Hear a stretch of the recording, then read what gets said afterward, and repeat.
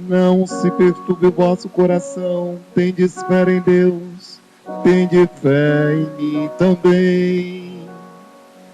Na casa de meu pai há muitas moradas, se assim não fosse, eu vos teria dito, vou preparar um lugar para vós.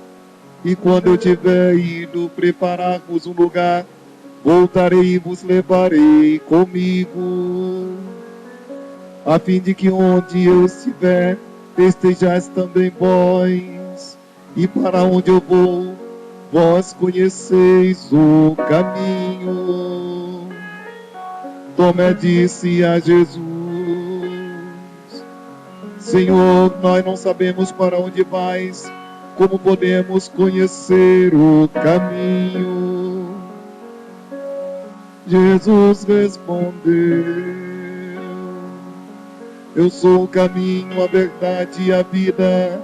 Ninguém vai ao Pai senão por mim. Palavra da salvação. Glória a vós, Senhor.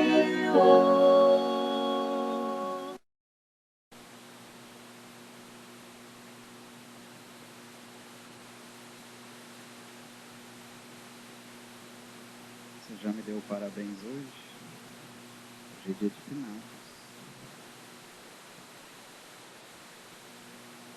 Queridos, vamos lá.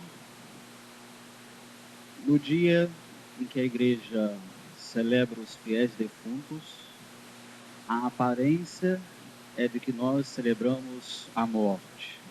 É disso que a gente é acusado aí fora. Os cristãos católicos celebram morte, gostam de imagem de Cristo morto, gostam da cruz no peito, os padres se vestem de preto, celebram finados. Parece que a nossa cultura cristã supervaloriza a morte. Só que aquilo que eu sempre falei para você, nem tudo que parece é. No dia em que a liturgia celebra os fiéis defuntos, toda a liturgia fala de vida. E a palavra vida, ela salta dos textos bíblicos hoje. Tudo fala vida. A liturgia, ela requer flores, requer velas, luz, beleza. Ao contrário do que nós afirmamos, nós celebramos a vida, não celebramos a morte. E a vida é o tema principal de toda a liturgia de hoje. A gente vai ver, vou fazer assim, tentar fazer com vocês hoje um caminho. De onde que a gente herda tudo isso? E qual é, da onde que é oriunda? Qual é a origem do que nós celebramos hoje? A gente vai dar um passeio lá atrás, a gente vai chegar lá no judaísmo, do qual nós somos herança. Nós somos a segunda aliança, a segunda e eterna, definitiva. Jesus disse na cruz e na Eucaristia, que são o mesmo sacramento, esse é o cálice, é o sangue, corpo e sangue da nova e eterna aliança. Só que só faz sentido a segunda aliança se ela tiver em vista a primeira aliança. E nós herdamos muita coisa dos judeus, muita coisa. A primeira coisa delas, além da fé num único Deus, uma fé monoteísta, é a crença, a fé está muito mais acima do que o conceito de crença. A fé é mais bonito falar. A fé de que existe a vida após essa ressurreição. E a liturgia da palavra hoje, ela contempla 2 artigos da profissão de fé dos apóstolos, que nós professamos, e a gente vai professar hoje com mais maestria, com mais consciência, prestando mais atenção ao que a gente está dizendo. A remissão dos pecados e a ressurreição da carne. Sim, porque existe uma ressurreição, nós rezamos pela purificação daqueles que partiram. Mas onde está o fundamento bíblico disso, Pablo? Que a gente reza pelos mortos. Onde que está isso? Se você ler com atenção o Novo e o Antigo Testamento, meu filho, você vai enxergar. Se você abre lá atrás, século II, particularmente século 167 a.C., aconteceu em Israel um fato marcante, decisivo para Israel. a chamada reforma dos Macabeus. Já ouviu falar nos Macabeus? Tem na tua Bíblia também. Se tu abrisse, tu ia ler. Macabeus. Primeira e segunda Macabeus. É lindo, é a coisa mais linda que tem. Tu quer ficar forte na fé? Com o Antigo Testamento, já te dá um esculacho. Segunda Macabeus é lindo. Tu já leu, já ouviu falar na A Mãe e os 7 Filhos dos Macabeus? Tu já leu aquele relato? Que coisa linda. Não tira uma coisa assim dos teus olhos aquilo, não. Nunca mexeu contigo assim por dentro, não. 7 filhos sendo entregues um após outro. E uma mulher, já no Antigo Testamento, encorajando os filhos à morte. Aquele relato, minha gente, é para os grandes. Só gente grande e corajosa pode ler aquilo. Quer tomar uma sustância hoje? Quer tomar uma vitamina C essa noite? Está frio. Tu vai ligar, não vai ter nada na televisão. Vai ter Salve Jorge, é uma porcaria. Eu vi isso ontem. Está perdendo nada. Tu vai pegar a tua Bíblia e vai ler Macabeus. Dever de casa da noite de hoje. E é a coisa interessantíssima. Qual é o contexto? O contexto é a helenização de Israel, ou seja, um rei Zeco lá chamado Antíoco IV Epifânes, ele invadiu Israel, olha só que medíocre, e começou a enfiar a goela abaixo dos judeus a cultura helênica, que é uma cultura politeísta, muitos deuses, eram deuses para tudo. Se quer engravidar, tem um deus da fertilidade, se quer o amor, tem um deus do amor, Afrodite, se vai atravessar os mares, tem o deus Poseidon, deus dos mares, é Deus da colheita, é Deus para tudo. E eles tentaram enfiar isso pela abaixo de Israel. Só que os judeus não puderam suportar, por quê? Porque além deles terem enfiado, que ideia de força, a cultura politeísta, a cultura helênica, grega, que era politeísta, que era pagã, a verdade é essa, daí a mitologia grega, muita coisa de origem pagã, eles entraram no templo de Jerusalém. Isso os judeus não puderam suportar, não. Paciência e respeito têm limite. E entronizaram o deus deles, chamado Zeus. Os judeus ficaram por conta do samurai. Ficaram nervosíssimos. Deu um vucu-vucu. E aí eles, regaçaram as mangas e começaram uma guerra chamada Reforma dos Macabeus, Reforma Macabaica, porque no hebraico, Macabim significa o martelo, a Reforma dos Martelos. Isso foi liderado por Judas Macabeu. Mas a gente deu uma coisa. Se tivesse jornal na época, ia ser página. Se tivesse Facebook na época, eles iam curtir de cima a baixo, compartilhar. E aí começou a reforma chamada os Macabeus. Saíram na pancadaria, para não falar outra palavra. Saíram. E uma matança de gente. E aí começou o conceito de martírio, que já não vem da gente, vem dos judeus. Estamos herdando isso. E aí é que são os 500. Eu vou falar porque ainda não cheguei na ideia de purgatório ainda. Eu ainda estou na introdução, tá? Hoje tu vai sair daqui meia-noite e vai terminar a homilia. E mais o negócio do tijolo aí que vai até 3 da manhã. Pode?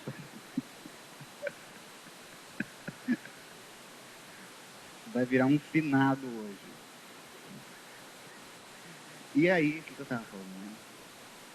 Tá, eles morreram, saiu uma pancadaria, que muitos dos judeus morreram lutando em defesa da fé. Aí surge o conceito de mártir e de testemunho, que no cristianismo assumiu, claro, um significado mais pleno. Né? O verdadeiro martírio é o cristão. Porém, muitos daqueles corpos que foram encontrados dos judeus, que morreram em nome de defesa da fé, morreram por causa de Deus, morreram defendendo a fé no único Deus, morreram de forma plausível, corajosa, o céu é deles. Porém, Judas Macabeus e muitos israelitas encontraram entre os corpos sinais de cultura helênica, amuletos, pertences de outros deuses. Aí é que são elas, minha gente. Que aí pirou o batatão de Israel. Pirou. O negócio é o seguinte. E agora? Morreram defendendo a fé, merecem o céu. Só que morreram com sinais de impureza. Não estão totalmente puros. E o céu é o lugar da máxima pureza. só aqueles que são totalmente puros vão entrar no céu. Aí é que são elas. Judas Macabeus, ele começa a liderar uma revolução. A oração com o conceito de expiação nasce exatamente aí. O que é a expiação pelos mortos? Que oração é essa que nós católicos fazemos, que damos o nome de expiação? Você já ouviu falar nisso? Expiação, uma oferta em expiação pelos pecados. Uma oferta, está aqui, ó, a contribuição que você colocou, o nome disso é expiação. Uma oração em expiação pelos mortos. Nasce com Judas Macabeu.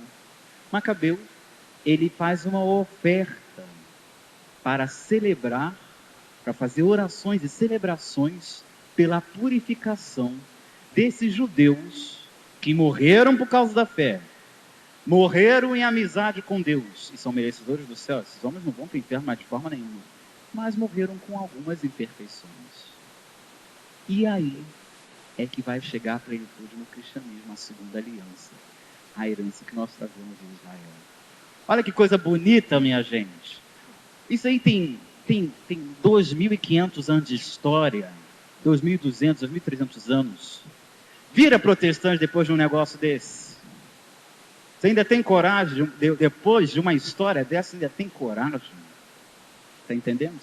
Olha a nossa história, olha o sangue que a gente tem, minha gente. Olha a nossa tradição, olha a nossa origem. Está na hora de você começar a dar valor às tradições cristãs. Você sabe o que é isso que você celebra? Ler, pesquisar. E aí, essa é a sutil diferença da morte cristã para a morte pagã. Surge exatamente daí.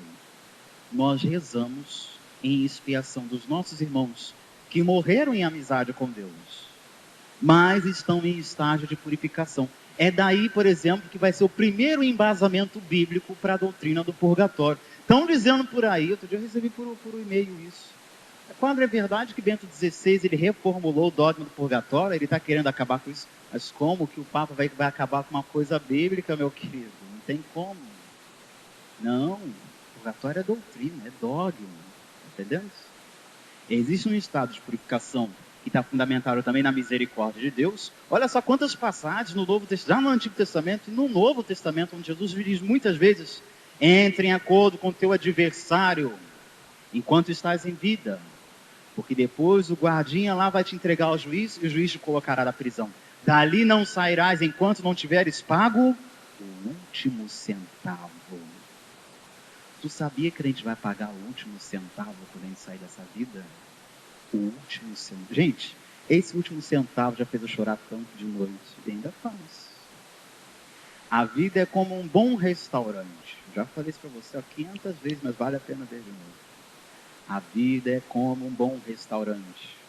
Você come o que você quiser. O garçom ele vem desfilando para você e coloca na sua mesa um negócio chamado menu. Menu, tem que fazer bico. Tu come o que você quiser, ele quer mais que você coma tudo. Aí depois a conta chega. Depois a conta chega. Depois a conta chega. E não tem como lavar prato, não. Tem que pagar. Isso é a vida cristã, gente. Hoje nós celebramos não a morte, mas a vida. E tudo hoje nos convida. Pô, esse teclado aí desse salmo, tudo me jogou, pegou a bola e deu um bicudo, me jogou lá em cima. A liturgia hoje nos convida ela nos arremessa no conceito de eternidade. A missa ela já é uma eternidade. Se você prestou atenção, quando a gente celebra com concelebrantes, cada um vem para um lado, porque a missa ela é simétrica, ela é mistagógica, ela é bonita, ela transmite alguma coisa. Mas quando o sacerdote ele entra sozinho, ele entra sempre pelo lado direito, que é o sentido anti-horário.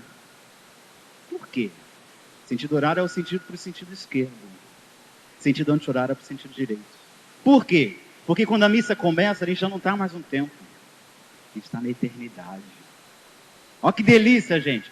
Vira protestante depois de um negócio desse. Por isso que na missa não pode usar relógio, sabia? Você que fica usando relógio na missa, você vai descer de cabeça para baixo. Não pode. Você não está no tempo, cara. Tu está na eternidade. Está entendendo? E essa é a sutil diferença entre um enterro cristão. Tu já foi no enterro cristão? É lindo. É bonito. A gente acabou de sair do cemitério, vem do grego koimesis, koimiterum, cemitério, significa dormitório. Ali é um dormitório. E quem dorme, espera um dia o quê? Acordar. E por isso nós cristãos somos enterrados deitados, olhando para o alto.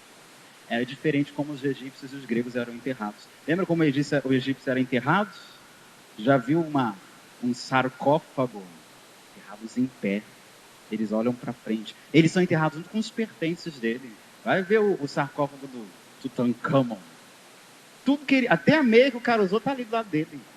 Porque ele acredita, coitadinho dele. Ele acredita piamente que ele vai vir buscar para pegar. Vai esperar muito. Eles eram enterrados em pé. Tinham já um conceito de eternidade, de vida eterna, vida pós essa.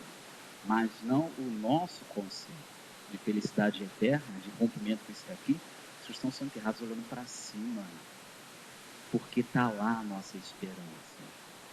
Está lá o nosso objetivo. Está lá a nossa meta. Hoje é o dia de olhar para cima. Hoje é o dia de que a gente tem sede de eternidade. Isso fazia os santos, minha gente, meditar. A meditação por excelência de todos os santos foi a meditação da morte. Olha, São Francisco de Assis vivia cantando: ó morte, minha irmã morte. Não tinha visão de morte que nós temos hoje. O mundo hoje, gente, o mundo afirma que nós celebramos a morte. Vamos ver se é a gente mesmo que celebra a morte. Olha só ao nosso redor, gente, como o mundo cultua a morte. Liga um telejornal para você ver.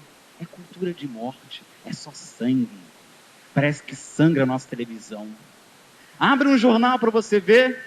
Não tem outra notícia, gente. Morte, tiroteio, sangue. Morte, tiroteio, cultura de morte. Não publicam uma coisa bonita. Não publicam, por exemplo, os feitos de um sacerdote que é fiel à igreja. Não publica a caridade da igreja.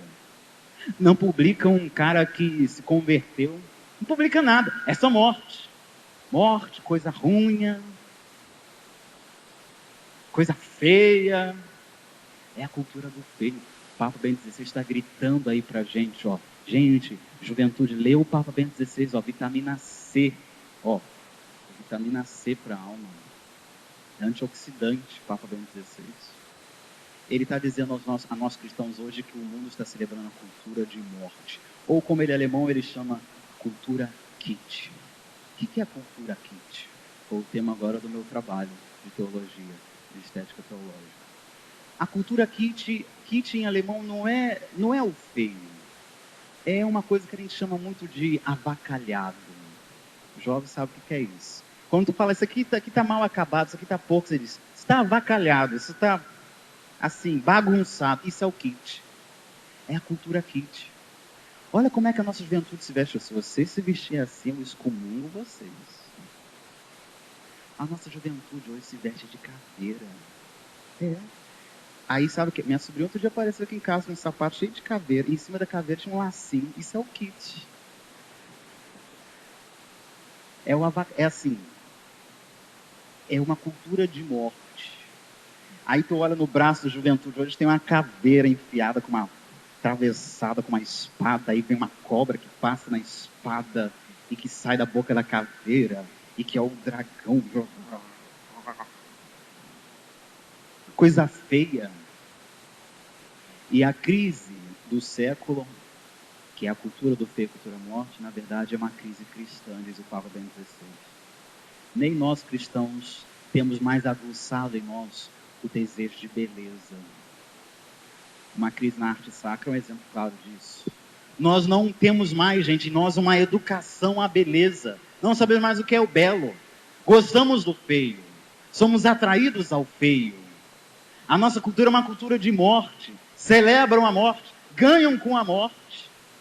Ontem fui visitar uma casa de noite lá em Petrópolis. E aí liguei a televisão, estava passando o que de noite? Salve Jorge! Eu fiz questão de ver aquela porcaria só para ver o que vocês andam vendo. Só para falar mal de tudo. Aí estava tendo uma... Olha só, em que é a cultura de morte. Já não se celebram mais os casamentos. Estava tendo uma festa, tu que viu hoje, onde Salvador, não adianta fingir que tu não viu, não, que tu viu. Não adianta baixar a cabeça para mim, não. Tu estava aqui? Ah, que ótimo. Adoro quando eu ganho. Ainda bem, é por isso que ele vai segurar hoje vocês até meia-noite, vocês não vê aquela porcaria. Aí tinha uma festa que eles celebravam o descasamento. Um casal tinha se separado e eles fizeram uma festa, chamaram toda a High Society, para celebrar o rompimento. Isso é cultura de morte. E se a gente não prestar atenção, queridos, isso parece hilário, né? Mas está descendo goela abaixo, nossa. Está entrando dentro do cristianismo. A cultura do feio, a cultura de morte, a cultura quente. Diz o Papa Bento XVI em maioria dos seus documentos e a Assembleia Plenária dos Bispos de 2006. Cuidado, gente. Nós cristãos não celebramos a morte. Celebramos vida e vida plena de Jesus. Eu vim para que todos tenham vida e tenham vida em abundância. E a morte cristã não pode pôr fim à vida cristã. A morte para nós não é o fim. Minha gente, convença-te de uma coisa. Para nós cristãos não é o fim, é o começo. Em Teresa ele morreu dizendo, não morro, eu entro na vida. E São Paulo, em 1 Coríntios 15, ele debocha da morte. Eu gosto de Paulo por causa disso. Eu gosto muito de São Paulo porque ele debocha da morte. Ué, morte, cadê a tua vitória? Cadê teu aguilhão? Você não era poderosa, morte? Cristo te colocou debaixo dos pés, morte. Caladinha, você já está dominada. Cristo venceu a morte. Ou seja, a gente ouviu falar por aí que tudo tem jeito. Eu já escutei isso, alguém falando isso comigo. Tudo tem jeito. Só a morte não tem jeito. Não, Cristo deu jeito até na morte. Até a morte para nós tem jeito. Porque o que era causa de maldição se tornou causa de bênção. Cristo transformou a maior tristeza, que era a morte no meio da cruz, em meio eficaz de se encontrar Deus tal qual Ele é. Viu? É por isso que a gente não celebra a morte. É por isso que a gente celebra a vida. Teclado, vamos cantar aí por sobre as nuvens. Enquanto isso, falamos do Paulo que debocha da morte, falamos que celebramos a vida. Hoje a liturgia quer que você tenha sede de eternidade. Convença-te de uma coisa. Nós não deixamos de viver quando morremos, viu? Ninguém morre quando deixa de viver. Uma pessoa morre quando deixa de amar. É diferente. Sabe o que é a morte, queridos?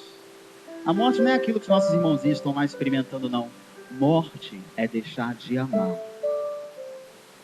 Por isso a nossa geração é uma geração de mortos-vivos. Lembra aquele clipe do Michael Jackson fez um sucesso danado? Por que fez sucesso? Porque é a verdade. Que é aquele clipe Thriller, significa filme de terror, pânico, que aqueles mortos-vivos dançavam. Aquilo se tornou, ditou moda muito tempo, todo mundo dançava aquela dança ridícula. É a dança dos mortos-vivos. É exatamente assim que está a nossa sociedade. Mortos-vivos. Porque eu posso estar em perfeito estado de saúde, mas existencialmente morto. Quem é que enxerga isso? Só ele. Uma pessoa não morre quando deixa de viver. Uma pessoa morre quando deixa de amar. Se você deixa de amar, se você não sabe o que é amor, você é um morto. Morto não é aquele que está no caixão, nem aquele que está lá sepultado. Aquele está vivo. Se ele amou, ele está vivíssimo. Por isso há possibilidade para nós cristãos, isso São Paulo em toda a escatologia do Novo Testamento. Morte para nós é outra coisa, meu querido. Morte é quando alguém está fora de Deus. Você está morto ou você está vivo? Hein? Você que veio à missa de hoje. Hein? Responde isso, se você tem coragem. Para mim não, que eu não quero saber, eu não posso ver tua alma. Responde para ele. Você está morto ou você está vivo? E eu posso estar morto. E eu termino assim com um sacerdote, uma vez metido claro, falou uma coisa muito bonita para a gente. Existe um adágio muçulmano.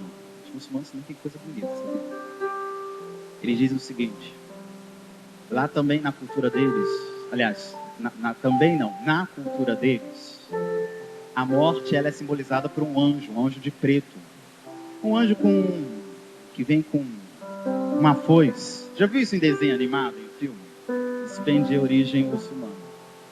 É o anjo da morte que vem bater a tua casa e falar: meu filho, chegou o teu dia, pode arrumar tuas trouxas, vamos embora agora. Já pensou se esse cara bate na tua porta? Eu grito muito. E aí, o anjo da morte bateu a porta de Abraão. É um adágio, é um mito da possível morte de Abraão. Não sei se é Abraão, se Moisés, agora o meu corpo é exatidão, um patriarca do Antigo Testamento. E aí o anjo da morte foi lá, bateu a porta de Abraão. Quando Abraão abriu a porta, a gente viu aquele cara de preto. Aí a pressão subiu. Aí Abraão era inteligente, ele logo foi dizendo assim, logo para ver se vai que cola, né? Jogando um caô assim para cima do anjo, para ver se o anjo desistia de levar ele. Aí ele falou assim: seu anjo, você já viu o amado querer o mal do amante? Vai que cola, né? Jogou um caô para ver se o anjo fala assim: é verdade, a morte é um desejo mal de Deus, eu vou desistir de te levar. E ele jogou esse caô. Eu aprendi esse nomenclatura com vocês. Seu anjo, tu já viu o amante desejar o mal do amado? Aí o anjo pensou e disse assim para Abraão: pai Abraão, e você já viu o amante não querer estar perto do amado?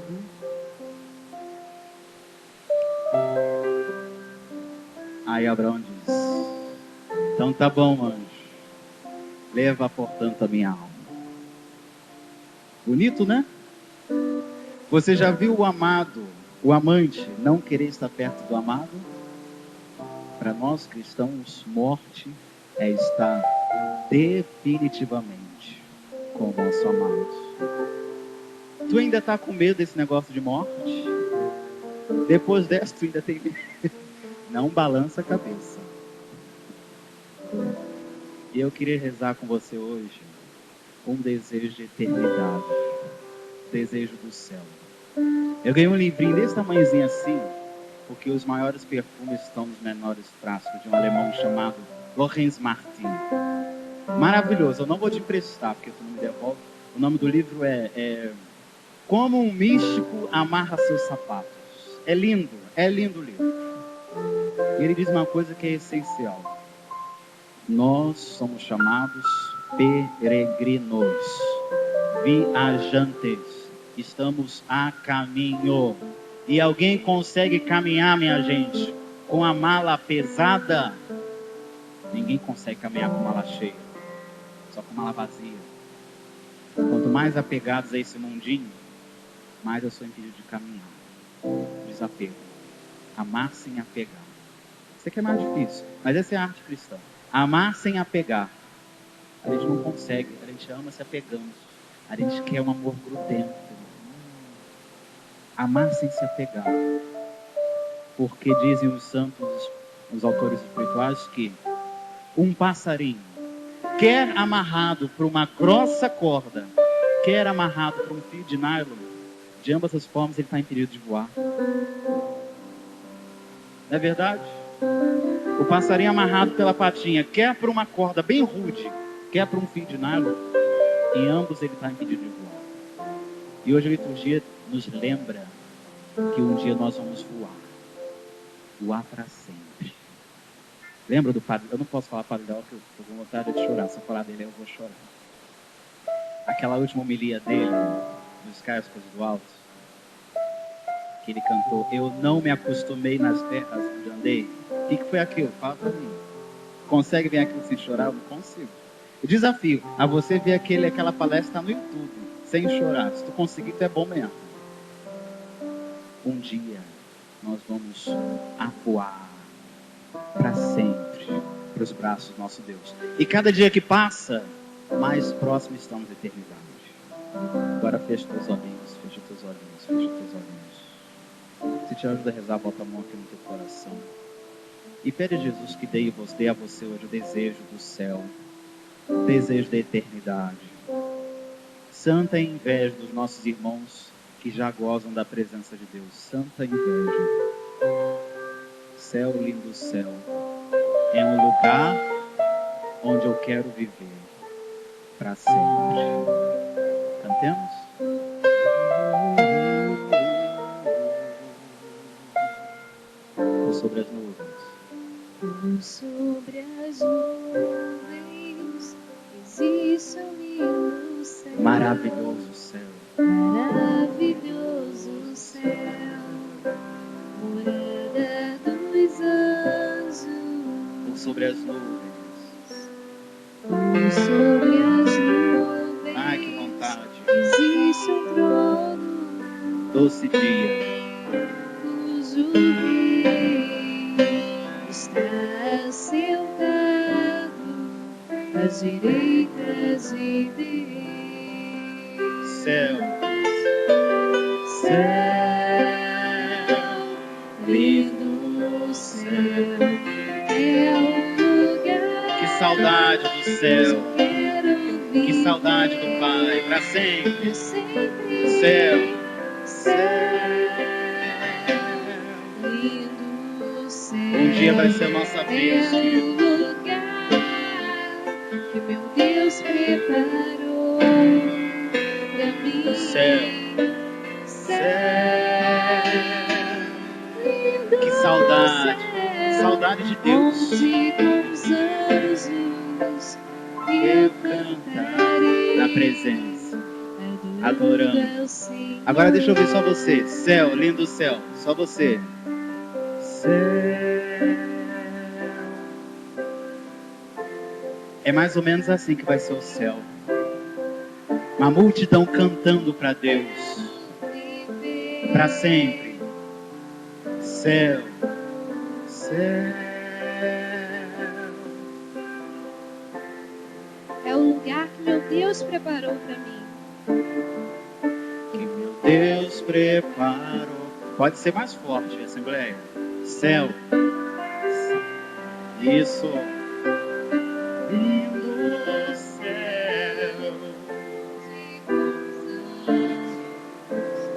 Eu cantarei. Olha que coisa linda. Qual o nome disso? Desejo de eternidade.